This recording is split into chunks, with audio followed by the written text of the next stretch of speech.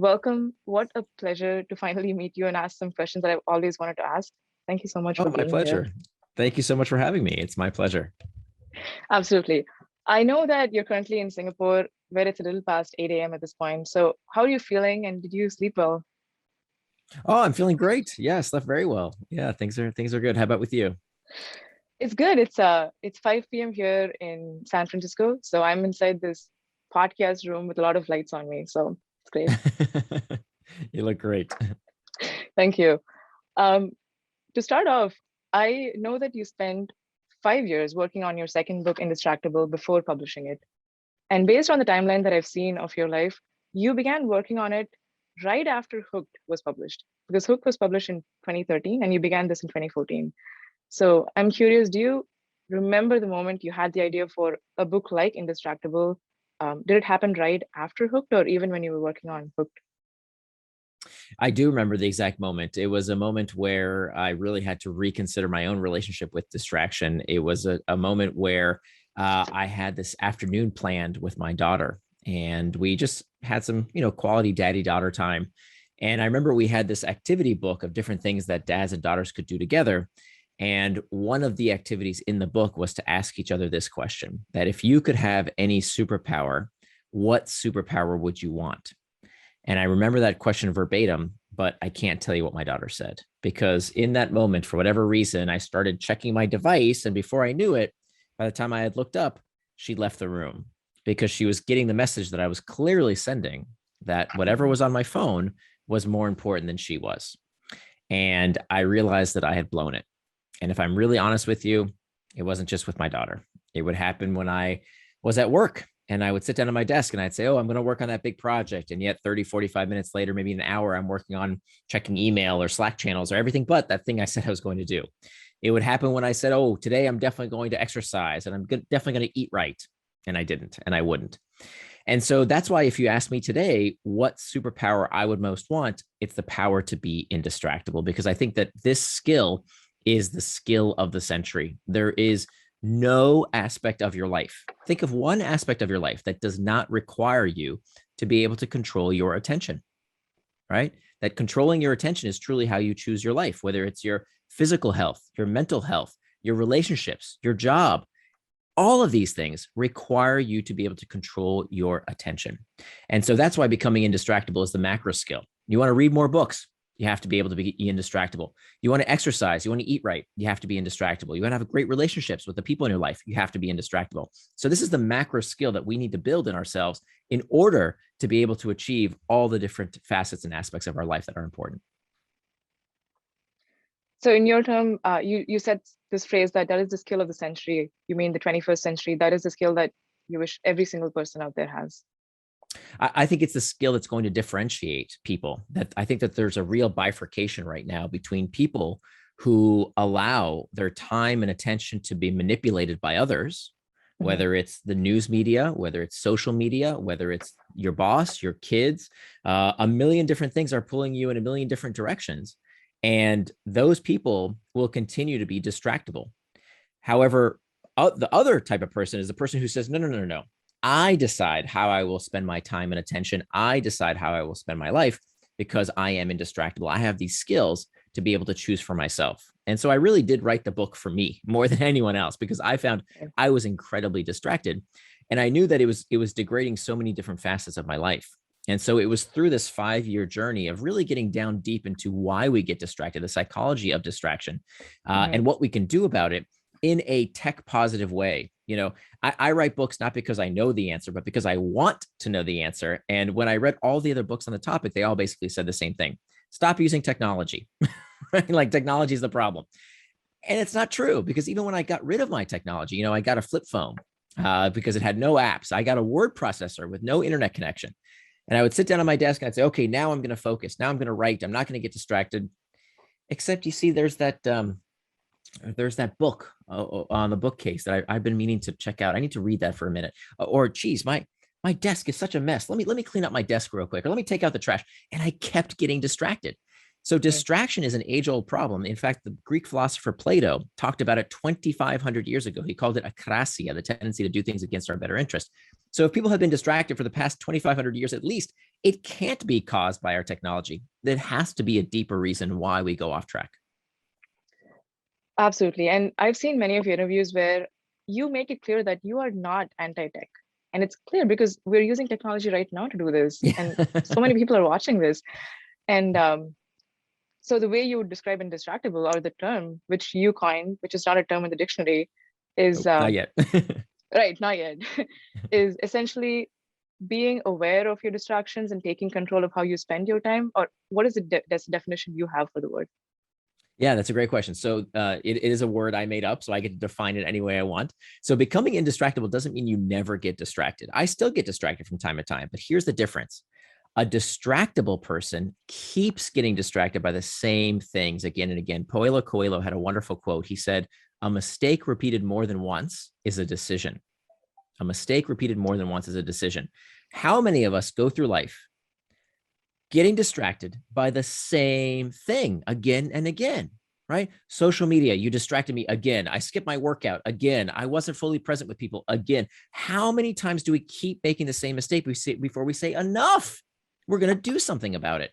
So an indistractable person says, okay, you got me once, but you're not going to get me again, because I recognize why I got distracted and I will do something about it to prevent it from happening again. Whereas a distractible person makes the choice to be distractible because they don't do anything about the problem. Yeah, I just want to pause so everyone can hear that one more time. Just register that, because that is just becoming aware.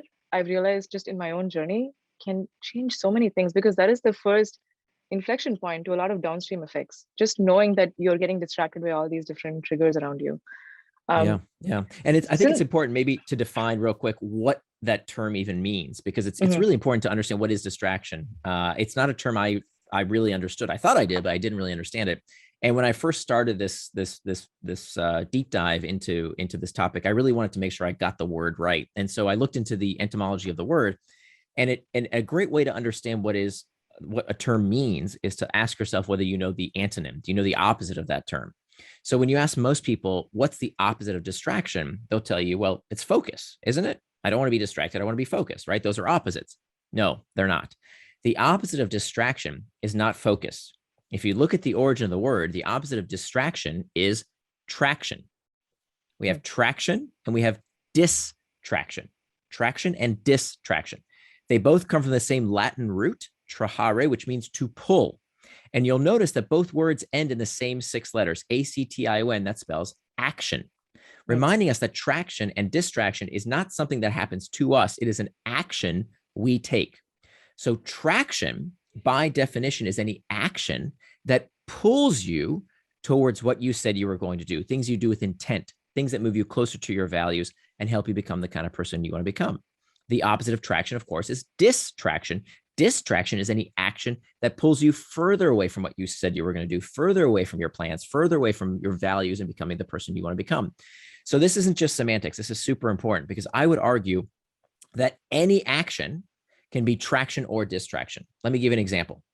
For years, I would sit down at my desk at work and I would say, okay, now I'm going to do what I said I'm going to do. I'm not going to get distracted. No more procrastinating. I'm going to work on that big project. I'm going to do that thing that's at the top of my to-do list. By the way, we can talk about later why to-do lists are terrible for your productivity. We'll get back to that later if you'd like. Okay. But I would say, okay, I'm going to get to that first big project that I've been delaying and procrastinating. I'm going to get started right now. Let me do it. Nothing's going to get in my way.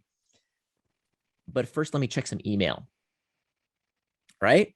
Let me just scroll a few Slack channels. Let me just do those other things on my to-do list, the easy things, just to get some momentum, right? Those are work-related tasks. I'm still being productive, right? And what I didn't realize is that by definition, if I wasn't doing what I said I was going to do, I was just as distracted. So this is the most dangerous form of distraction, the distraction that tricks you into prioritizing the urgent and the easy work at the expense of the hard and important work we have got to do to move our lives and career forward. So just because it's a work-related task doesn't mean it's not a distraction. If it's not if you're not doing what you said you would do, it is a distraction. Conversely, anything can be traction. So we hear a lot these days about how, oh, social media is bad for you and video games are melting your brain and all this nonsense. It's ridiculous. It's not based on good science. It's nothing more than moralizing and medicalizing. Rather, what we need to do is to look at these things as perfectly fine behaviors, as long as we do them on our schedule and according to our values. So you want to play a video game, you want to go on social media, you want to watch Netflix, great, do it. There's nothing wrong with any of those things. We should stop moralizing them and rather tell ourselves, look, the time you plan to waste is not wasted time, as Dorothy Parker said. If it's what you plan to do, enjoy it. Don't feel guilt about it, but do it according to your schedule and your values, not someone else's. Now it becomes traction rather than distraction. Absolutely. That's such a good insight, what you just said. And Prithvi also mentioned in the chat box, just the difference between distraction is not spending time on things that people perceive as wasting time, but it's simply not doing the things that you promised to yourself that you would do and not doing it to the extent that you promised to yourself. Beautiful. That's exactly right. What you said also reminded me of two topics, actually. So you said, there is the idea of if you want to break a habit, it's not just about breaking it, but also replacing it with something else that's better. And we actually had a module today for the course on habits. And if you break a habit by, say, not checking social media, but rather watching Netflix, you've not really changed much, except you've just replaced one with the other. So, and I also thought of the Eisenhower Matrix, which is when you talked about the urgent, important. So I'm curious, do you use the Eisenhower Matrix when you're planning your week? I don't use it a ton, frankly. I think it's a good thing to think about. It's a good thing to consider in terms of what's actually important versus, I think what most people do most of their day, we're stuck in what we call reactive work. So there's two types of work. We have reactive work and we have reflective work. And most people spend the vast majority of their day doing reactive work. You know what this looks like, right? Reacting to emails, reacting to notifications, reacting to every ping, ding, or thing outside of us. And that's what tells people what to do with their time all day. And that's a pretty terrible way to work and live. In fact, we know that this is a tendency for low performers, that low performers tend to react all day long. As opposed to high performers, they make time in their day for reflective work. Reflective work is the kind of work that can only be done without distraction. The planning, the strategizing, the thinking, for God's sakes, can only be done without distraction. You can't do these things if you're constantly interrupted with every little thing every 50 seconds. It's impossible to do. So high performers make time in their day, at least some time in their day. It doesn't have to be all day. It could be 20, 30 minutes, maybe an hour. Time to work without distraction where you can do your reflective work is absolutely critical, because if you don't do that, you will be one of these people who works real hard and runs real fast in the wrong direction. Absolutely. Because without taking that time to reflect, without actually sitting down and thinking to yourself, what am I doing here? Right? Like, is my business running in the right direction? Is my life running in the right direction? Are my relationships going in the right direction? If you don't make that time for reflective work, you'll regret it later on. Absolutely. Have you read this book called How to Take Smart Notes by Sankhya by any chance? No, I haven't. It's just that there is a quote, and you just said exactly the same phrase. So I thought maybe it was Sankhya talks about how reading is not hard, writing is not hard, thinking is the hard part. Once you can spend time to think, it's really just about extracting that and just putting it outside into the external world. That's so well said. And the sad reality is most people hate thinking, like really hate thinking, because getting in our own heads and thinking our own thoughts is super scary and super hard. And so if you want a competitive advantage in life, let alone in your business and pretty much every aspect, think, like spend some time thinking. We are so quick to run to gurus and, get the answers from others. Whereas the vast majority, I tell you what, I do some very expensive one-on-one consulting with people. I'll tell you a little secret. 90% of the time, if these folks just made some time to think through these questions for themselves, they would get to the answers too, right? Like that's what a good coach does. They just bring the answer out of you that you already have. The problem is that it's only when we make, why does that work? Why is coaching so effective? The number one reason that coaching works is that we set time aside to do it. Whereas when we say, oh, I'm going to think for myself. I'm going to have some reflective work. And then your Hmm. kid comes in, and then you get a work email, and then your phone notification goes off. Well, then you have no time the way you would devote to a coach. You wouldn't do that with a coach if you had a one-on-one call with someone, right? If we're talking right now, I'm not going to say, oh, sorry, 1 second, I have to do this. That would be very rude. So as opposed to, that's the key insight, is that when we make time for ourselves to think, that's when we really do get these breakthroughs. And so again, that's why becoming indistractable is so, so important. Wonderful. Um, I would love to dive a little deeper into your framework. I know you have a 4-step Sure. framework, but even before that, I was taken aback, as I'm sure were many people, when they saw that the effect of external triggers versus internal triggers, because you define them separately. Mm, And I noticed that one of them had a much bigger impact than the other. So I want you to tell people which one that was, and sure. also just define what those triggers are.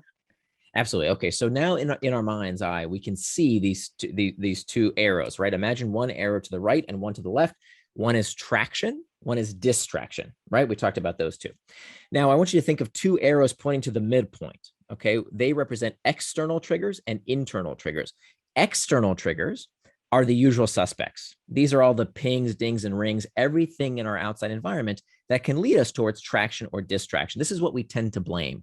Oh, I wanted to work on that big proposal. I wanted to stay focused, but you see, my phone rang and now I got distracted. That's what people tend to blame, these external triggers.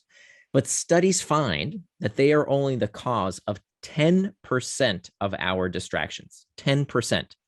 So what's the other 90%? The other 90% are these internal triggers. What are internal triggers? Internal triggers are uncomfortable emotional states that we seek to escape. Uncomfortable emotional states that we seek to escape. Loneliness, boredom, fatigue, stress, anxiety, uncertainty. These uncomfortable sensations are the source of 90% of the reason we get distracted. It is a desire to escape discomfort that is the overwhelming cause of us going off track and getting distracted. So the first step to becoming indistractable has to be recognizing that time management is pain management. Let me say that again. Time management is pain management. If you don't understand what is the source of that discomfort that you are looking to escape from, I don't care if it's too much news, too much booze, too much food, too much Facebook. It doesn't matter. You are always going to find something to distract you unless you know what is that source of discomfort. So the first step has to be mastering that internal trigger, or it will become your master. So well put. And once you say it, it makes such intuitive sense. Except we're also used to blaming the external triggers because it's easy and It's it's so easy. obvious. It's at the first level. Um, so the first step in becoming indistractable is to master the internal triggers, lest they become your master. And they're not easy, which is why it's harder to identify them, I would think. I believe you phrased it as we all have a desire to escape discomfort. Is that what you said? Mm-hmm. Mm-hmm. Yes. So can you perhaps share, I know you have many tools in your mental toolbox that you use to master these triggers, which you'd mentioned in the book as well. Can you share one tool that you've used which has worked well that others can use? Sure. So there's a few big strategies that you can use in terms of how to master these internal triggers. It's really about reimagining the trigger, reimagining the task, and reimagining your temperament. And there's about a dozen different techniques you can use. You don't necessarily have to go to therapy to do this. Everyone can do this. Not that there's anything wrong with therapy, but I wanted to give a very practical book that anyone can use right off the bat.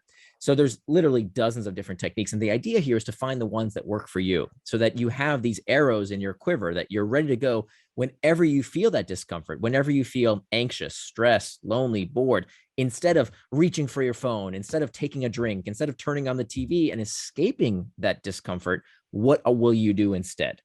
And so there are, again, dozens of different techniques. One of my favorites that I use almost every single day comes to us from acceptance and commitment therapy. And this technique is called the 10-minute rule. The 10-minute rule says that you can give in to any distraction. You can give in to that temptation, but not right now, in 10 minutes. Now, why does this work? Why is it so effective? Because what most people do when they have a distraction in their life, okay, maybe it's they're on a diet and they're trying not to eat that chocolate cake, or maybe they're trying to resist that cigarette, or maybe they're trying to resist scrolling every 5 seconds, right? Whatever the case might be, What most people do is tell themselves, no, don't do it, right? Abstinence. And it Yeah. turns out that that can backfire for situations where it's very easy to give in. Because what happens is it's almost like pulling on a rubber band. When you tell yourself not to do something, it's like pulling on that rubber band. You pull it tighter, tighter, tighter, tighter, tighter. And eventually, when it breaks, it doesn't just go back to where it started. No, it ricochets across the room. Hmm. So by telling yourself, don't do something, don't do it, don't do it, don't do it, don't do it, don't do it. Okay, fine, I'll do it. When you give into that temptation because it's just too great to keep saying no, the brain actually processes that relief of discomfort as reward. So part of the reason that smoking is so addictive, right? It's not just the nicotine. In fact, more so, it's the fact that people tell themselves, don't do it, don't do it, don't do it. Oh, okay, fine, I finally will. And that does nothing but reinforce the very behavior you're trying to not do. So whether it's checking your phone too much, whether it's eating something you didn't want to eat, whatever the case might be, abstinence is not always the right solution. So instead of telling yourself no, you want to tell yourself not yet. Okay, don't say no, say not yet. So what does this look like? So I've been a writer now professionally for over a decade now and written 2 bestsellers. I've been published in the New York Times, Harvard Business Review. And let me tell you, writing never gets easier. Okay, it never becomes a habit, right? Like we overhype habits, and I think because many behaviors can never become habits by definition, writing can't become a habit. Why? Because a habit is a behavior done with little or no conscious thought. How exactly am I supposed to write without conscious thought? I don't know how to do that. It's hard work. And when I'm writing, all I want to do is escape, right? I want to just go Google something, or let me just go check the news, or let me check email. I want to do anything but the hard work of writing. So what do I do? As opposed to giving into distraction, I have these tools. So what do? I use this 10-minute rule and I say, okay, I can check email. I'm allowed to do that, but in 10 minutes, So I set a timer. So I set a timer for 10 minutes. And now I have a choice to make. I can either get back to the task at hand, right? Continue with my writing, or do what's called surfing the urge. Surfing the urge is when we allow this recognition that our emotions, that these temptations, that these urges are like waves. They crest and then they subside.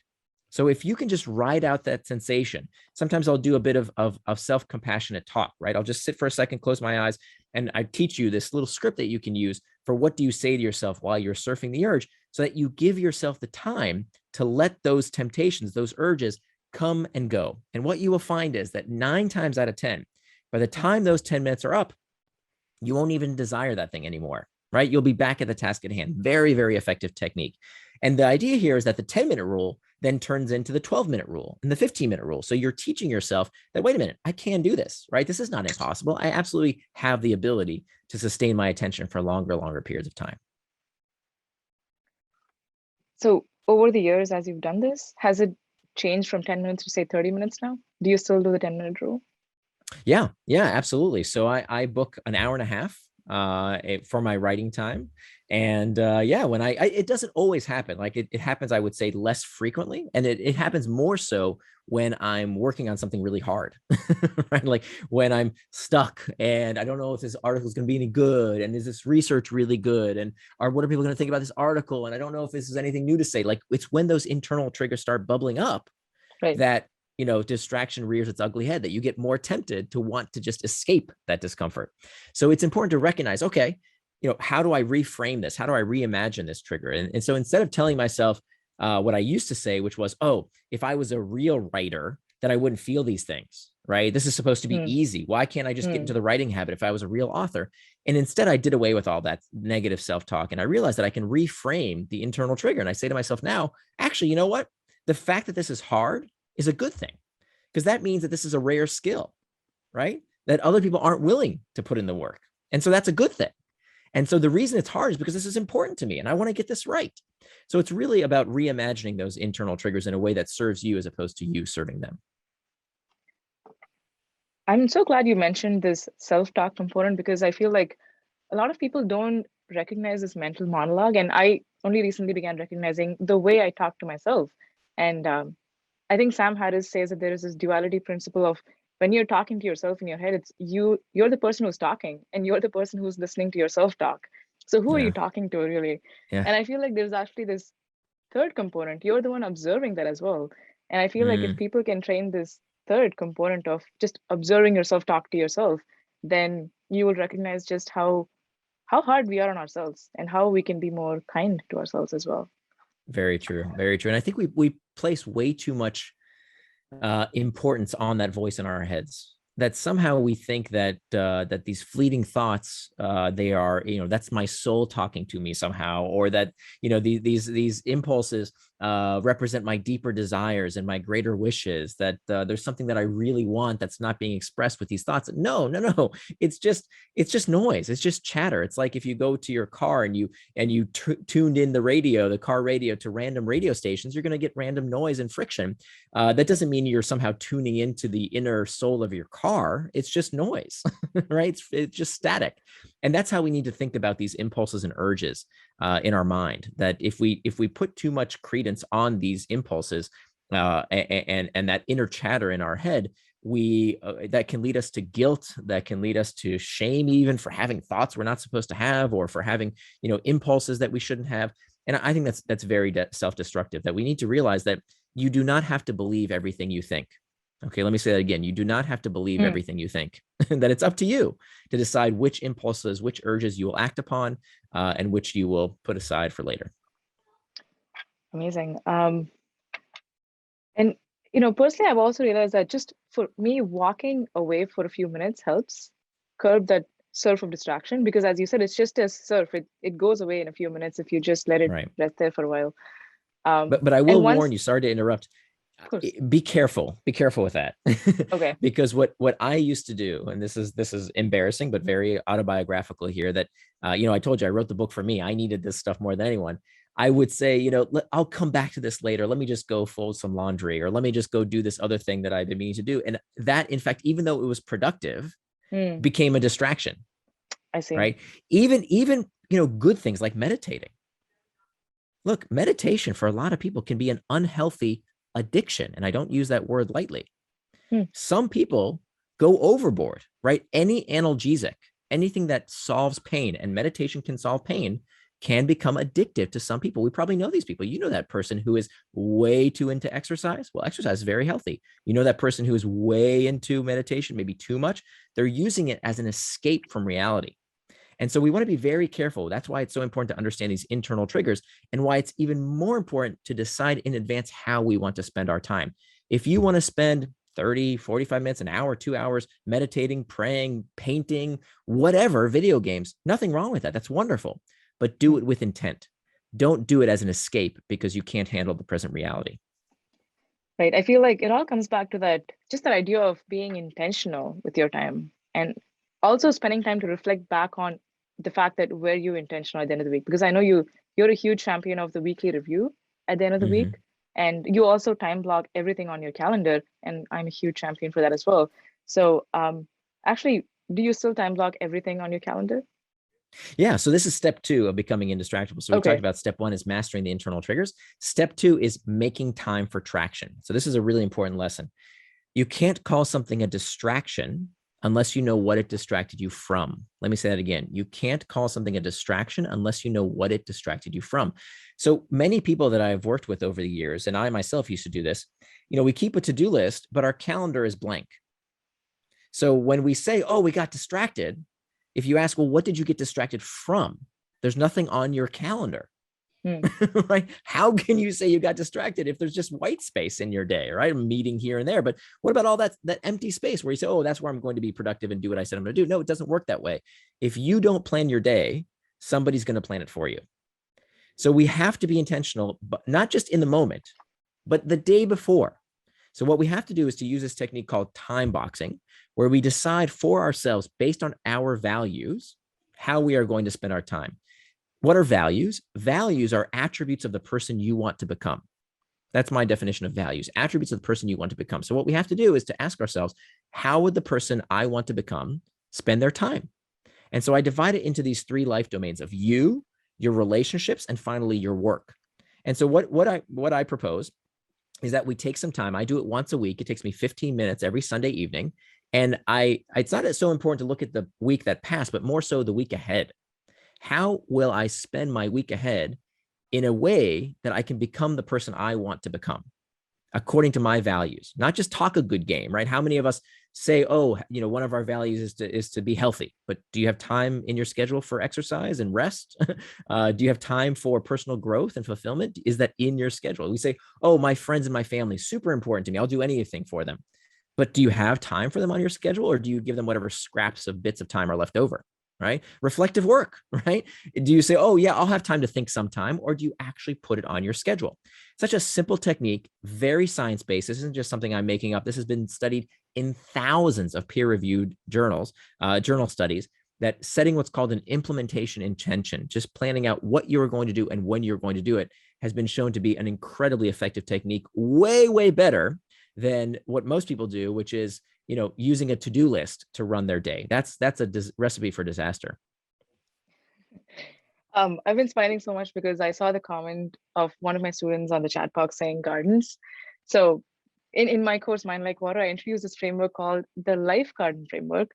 Essentially, I began thinking of my life as a series of beautiful gardens, maybe a year ago at this point, or 9 months ago, where I think of trees inside the gardens as the big areas of life, such as mental health, fitness, career, startup, family, relationships, and so on. And the branches under those trees are the projects you work on to build that specific tree. And then the leaves under the branches are the tasks that you work on a weekly basis. So I like this framework a lot because I can link what I'm working on in terms of the leaf today to my tree and garden that I'm building, for the next few months. And also it helps you stay balanced across different areas and not just work. Also helps you stay balanced on self-care and relationships. So I feel like your model sounds similar. I love it for so many reasons. One of the things I like about it is that it minimizes regret, right? I love the idea of living the life. This is what we're trying to prevent. At the end of the day, when we get to the end of our lives, we want to make sure that we look back and we say, you know what? I lived my life the way I wanted. As opposed to, unfortunately, what we hear in terms of the regrets of the dying, it's, I wish I would have done this. I wish I would have done that. I don't want that to be me, right? Like, I want to know that in the next few years that I will look back and say, yeah, that it's not about success or failure, by the way. Like, it's not about risk and reward. It's about, did I spend my time the way I wanted to? You can't control the outcomes. You don't know if your business is going to succeed, if you're going to start a new venture. You don't know if, someone is going to fall in love with you. You don't know if financial success is going to come to you, or you might get sick or health. We can't control all that stuff. What we can control is not the output, it's the input. We always have control over the input. And so what do we control? We control our time and we control our attention. That's the two things we actually can control. And so one of my life mantras is consistency over intensity. Consistency over intensity. That when most people do, they get excited about a big goal and they get super intense about it, right? I'm going to make my New Year's resolution and I'm going to go to the gym every single day and I'm going to work out for 3 hours and then I'm going to get in shape. But then, of course, at the end of January, 90% of those people quit because they were intense, but they weren't consistent. And what I love about your garden metaphor is that it's about, how do you maintain a garden? You don't maintain a garden by doing it over a weekend. No, you consistently prune and nurture and take care every single day. And that's how we do all the great things in life that are worth having. With a relationship, you put effort into it consistently over intensely. When it comes to physical health, when it comes to spiritual health, mental health, it's about consistency over intensity, which is why this process is so important. And just for the viewers who are watching, I want to say that I saw in one of your videos that you have woken up every single day for the past 3 years to run or do some sort of exercise in the morning, because otherwise you would burn this $100 bill that's in front of your dresser. Yeah. Right. So I just want to say, you're not just talking the talk, you're doing it every single day. You're consistent and it's so incredible. I'm still on the journey and it's so inspiring to watch this.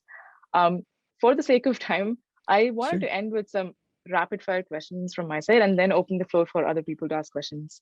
Please. Okay. Are you ready? Yeah. What's your favorite book? My favorite recent book, I will say, it's hard to say my favorite book of all time, but one book that I think had a profound impact, I think everyone should check out, is called Factfulness by Ron Swanson. Yeah. Wonderful book. I'd recommend that one. Amazing. Who is your favorite YouTuber?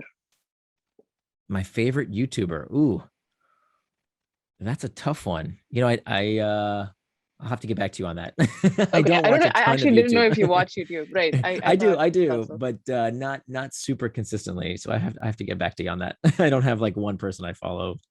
Okay, okay, got it. What's the most used app on your phone, or the top The three? most, yeah, the top app on my phone is an app called Pocket. Okay. And yeah, are you familiar with Pocket? Yeah, but you should explain for the viewers. Sure. So I have this rule that I set since writing Indistractable, that I don't read articles on my desktop, right? That the news media is built, their business model is not built to keep you informed. Okay. Newsflash, like they don't care. They'll never tell you, hey, you've had enough. You know, the New York Times is never going to say enough. You know, the BBC is never going to say enough. You know, you pick your, whatever your media diet consists of. The media is not in the business of ever telling you you've had enough. They design their headlines and they manipulate their headlines to keep you checking and checking and checking and reading more and reading more. We call it clickbait. And so all these media companies design their articles so that you read one article and then you see a headline and you click it and then you read that and you say, oh, here's another good headline. You keep going down this time wasting vortex. So a few years ago, I decided I do not read any content on my desktop, but I love reading articles, right? I write, I read, I really enjoy it, and I want to stay informed. So what do? I use this app called Pocket that has a little Chrome extension that every time I see an interesting article online on my desktop, I push this button in my browser and it goes to this app on my phone. Now, when it goes to this app called Pocket, it scrubs out all the ads, all the links, all the stuff that can lead me down a rabbit hole I don't want to go down, and just gives me the article. And even better, it reads the article to me. I can actually hear it read with this like Siri-like voice into my headphones, so that I can use it as what's called a temptation bundle. Temptation bundling is when we use the reward from one activity that we want to do to incentivize us to do something we don't really feel like doing. So my reward for going to the gym or taking a walk or doing some kind of physical activity is that I get to listen to these articles. So now I have this triple win, right? I don't get distracted by the article in the moment. I get to listen to it at my leisure, and it becomes the incentive for me to do a behavior I really do want to do, which is exercise. So, and I Beautiful. use Pocket a ton. I love it. Amazing. I've used Pocket before, but I haven't been consistent. So sometimes you see this article that you want to read right away. And I think that's the whole point of being indistractable, is that you don't read it right away, that you save it later Exactly. for an intentional reading. That's right. Um, okay, let me end with, finally, what is your favorite weird food combination? My favorite weird food combination. Uh, well, so I'm in Singapore now, and Mhm. I kind of got obsessed with durian. Have you ever had durian? I have heard of it. I know it does not smell good. That's all I know. It's the weirdest fruit in the world. It tastes like custard and maybe like a hint of banana and garbage. Like but it's delicious. It is the best fruit in the world, maybe the best dessert, period. And I've gotten a little obsessed with it here since I've been in Singapore. So that's a pretty weird food. And it doesn't need anything else. You don't combine it with anything, but it's amazing. Okay, cool. I'll try it the next time I'm there. Um, we have a few minutes left, so there are a few questions in the chat box that I'll read out. Actually, Sure. let me see here. Um, okay, so Shika, I see you've asked a question, but Shika is currently. Oh, Shika, if you're still there, do you mind turning on your video so we can add you on a spotlight and bring you to the stage, virtual stage? Sorry, at the moment I have a really weak internet connection. Hi, by the way. Love Hi. this Q&A. Yeah, I looked up Nair before this Q&A, and I was intrigued by this recent tweet that where he said that um, we should stop calling people addicted, and it's something that I think I get, but I would like to hear in his own words what he thinks about it. Sure. Yeah. Thanks for the question. So um the here's the problem. So today we tend to think, or we hear many times people calling others addicted to all sorts of things, whether it's people are addicted to social media or people are addicted to this thing or that thing. And I think that this can be very destructive for a number of reasons. Principally, that it's disrespectful to people who actually have this pathology, that an addiction is not, ooh, I like something a lot. An addiction is defined as a persistent compulsive dependency on a behavior or substance that harms the user. So it is something that, despite the fact that it is causing the user harm, they have an extremely difficult time moderating it. So it's not, oh, I like to check email, or I like social media, or I like to watch television. No, this is something that is, ruins people's lives. The actual pathology of addiction is a terrible disease.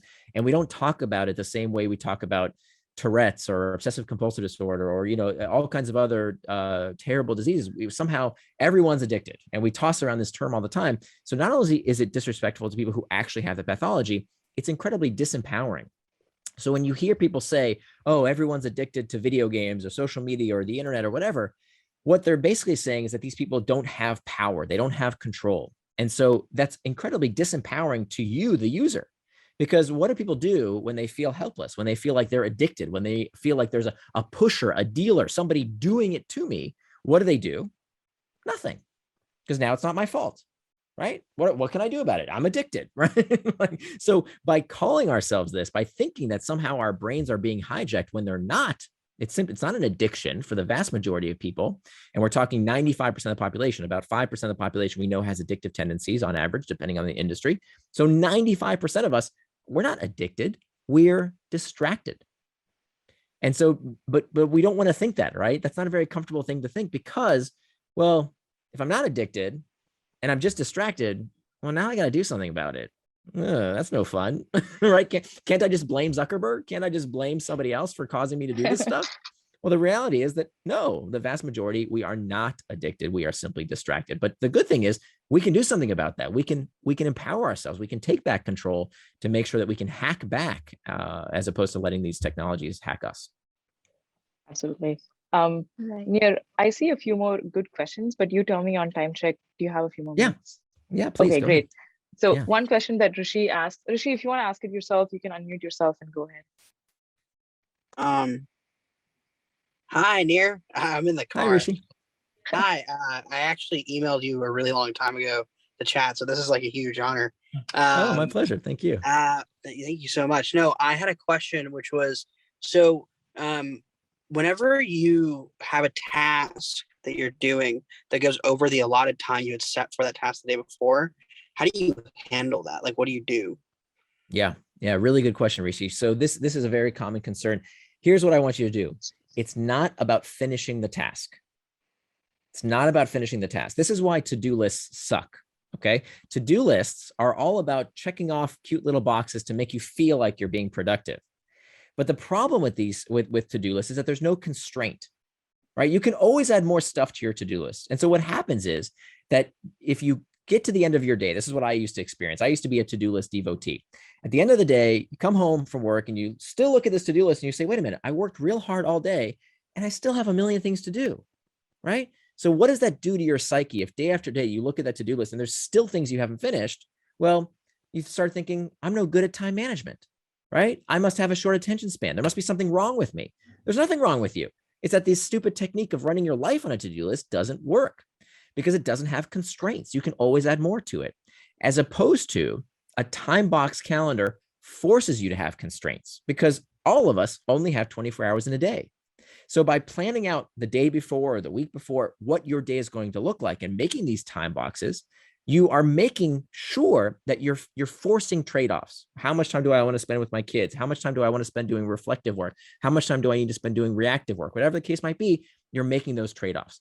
But the goal for that time box period is not to finish the task. Not to finish the task. What are you talking about? When am I going to finish the work? The goal is to work on whatever it is you were going to do, whatever it is you said you were going to do with your time and attention without distraction. That's it. Do the thing you said you were going to do without distraction. Why? Because it turns out studies find that people who do that, people who simply focus on doing whatever it is they said they were going to do without distraction, they finish more. They actually get more tasks done than the people who measure themselves by with to-do lists by how many cute little boxes they checked off.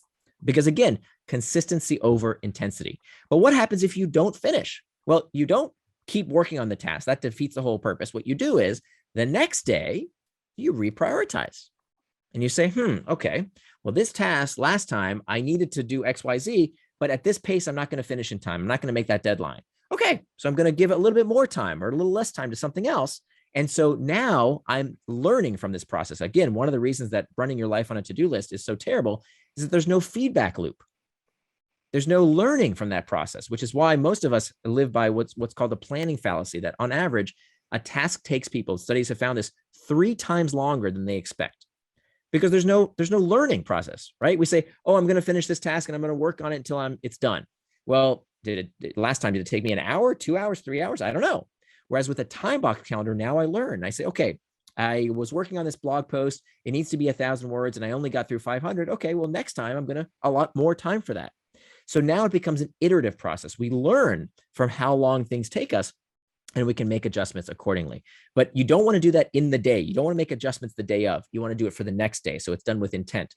So for that time box, it's okay if you didn't finish. You'll pick it up tomorrow in your new time box calendar. Then you can adjust accordingly.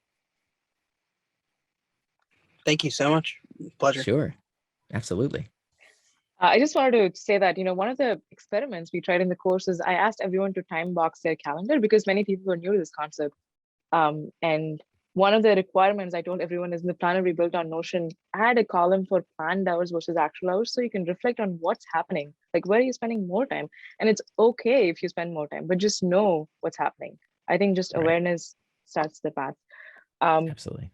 Anirudh, actually, Prithvi asked the question about, Prithvi, I'll let you go. I don't know why I'm reading the questions. Hi, Neil. Hi. So I have a question about cognitive load. You talked about thinking, and I find that the major issue that most people, I personally have faced a lot, is that you want to do something, but then you don't know what exactly you want to do. Let us say you want to start a business or you want to go to the gym, and you want to go to the gym, and now you don't know what exercise to do in the gym, and so you go to the gym, you do something, and you don't know what to do, or you don't know if you're making progress, and you come back and you feel like you're defeated. Or if it's a business, you think about, okay, I want to do something on my own, but I don't know what to do. And but every day you're probably working in a business by following someone's instructions perfectly, and you're able to execute on the task because you don't have to think about which task you're supposed to do. So do you have any thoughts about reducing cognitive load and using that to being more productive? Is cognitive word the right word? I don't know, but I feel that it's just I would probably call it self-determination. That there's I think most people like to be told what to do.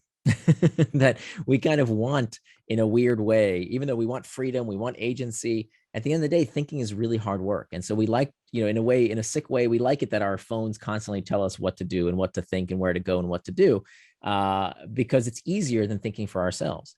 And so the antidote to that is to make time to think, as we talked about during the beginning of the conversation, right? Having that time in your calendar to ask yourself, what are the right questions, right? By making that time in your day, whatever it is about, whether it's physical fitness or your business or your relationships, sitting down to make that time for thinking, for reflection on what do I really want? What's important to me? What's consistent with my values? And so that's why these 3 life domains I think are so important. So starting with you, right? How much time do you want to devote to taking care of yourself, whether that's proper rest, exercise, nutrition, prayer, meditation? You are the most important a person in the world, right? If you can't take care of yourself, you can't take care of other people.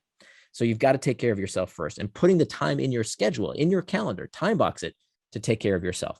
Then your relationships, right? And then finally your work domain, that comes last.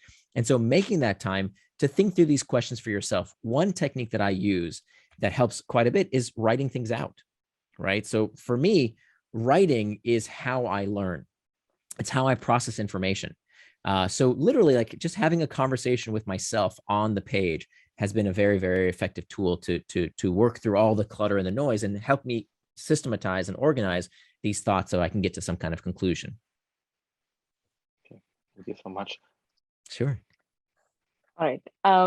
There is one last question on multitasking, where Anirudh asked, what is your view on multitasking? Is it advisable to do, or do we focus only on one thing at a time? Okay, I'm curious what you want to say, what you're saying. Yeah. So most people think you can't multitask because we've been told this so much, right? Don't multitask. That's not true. you can multitask if you do it correctly. So what you can't do is to multitask by doing the same thing on the same channel at the same time. So the way the brain works is that we have certain amounts of sensory channels, right? Just like the channels on a television or stations on a radio, you have one station that you can work on at a time. So for example, you can't listen to two podcasts, one in each ear. You can't understand them both. You can't do two math problems at the same time. You can't watch two television shows at the same time. So you can't multitask in that way. If you're trying to do two sensory inputs with the same sensory channel, it doesn't work. What you can do is what I call multi-channel multitasking. Okay. Multi-channel multitasking is when we use different sensory inputs at the same time. So back to that example that I talked about with Pocket. So I can absolutely listen to an article while I'm taking a walk or while I'm in the gym, because one is a physical channel and one is an auditory channel, right? I can go on a walk and do a Zoom call. So you can absolutely multi-channel multitask. And in fact, it's a great way to have these overlapping values, right? So, I love walking meetings, love them, right? Like walking phone calls, because then I can get some exercise. I can live out my value in terms of self-care, but I can also live out my value of making sure that I can do my work and be effective and help people. So you can absolutely multi-channel multitask. Wonderful. Neil, thank you so much for staying on over time. I know this was 45 minutes, but I want to close this out by saying that I've watched your interviews, I've read your books, and now I've met you. And you're just so consistent with this image that I had of you of being a bundle of just knowledge and wisdom. And everything you say, it's coming from many years of research, and it's so obvious that it's coming from many years of research. So I'm really glad for people like you who champion the world to stay more focused and indistractable, which I deeply think is important. So thank you so much. What a pleasure. Thanks a lot. And thank you so much for having me. Everyone watching, thanks to the virtue of technology, we all got to spend this time together while being just far across the world. So I hope you took some notes throughout the session. After the session ends, just take a few minutes to reflect on everything you heard and ask yourself, is there something I heard today that I can implement for myself today or this week? And it's really okay if you don't end up implementing it. Just by asking the question, I feel like you will be on the right path or on a good path. So thank you all. You're all amazing. And let me just add real quick. I put in my web address, nearandfar.com. There's actually a workbook there, an 80-page workbook that's complimentary, totally free, no strings attached. We couldn't fit it into the final edition of the book, so it's a great accompaniment. And again, it's totally free that you can download at nearandfar.com. This Indistractable workbook. And of course, reach out to me. There's a contact little tab on my site as well at nearandfar.com. If there's any questions we didn't get to today, please feel free to reach out. And thank you so much for having me. I appreciate you hosting. It's been a pleasure. Thanks so much. I'm going to send out all the links you send to all of my students and also post across everywhere. And to everyone watching, thank you all again for spending 1 hour with us. And if you want to sign up for the next cohort of the course, just check out the page. And for now, goodbye. Thanks, Neer. Have a wonderful day. Thank you so much. Bye-bye. You too. Bye.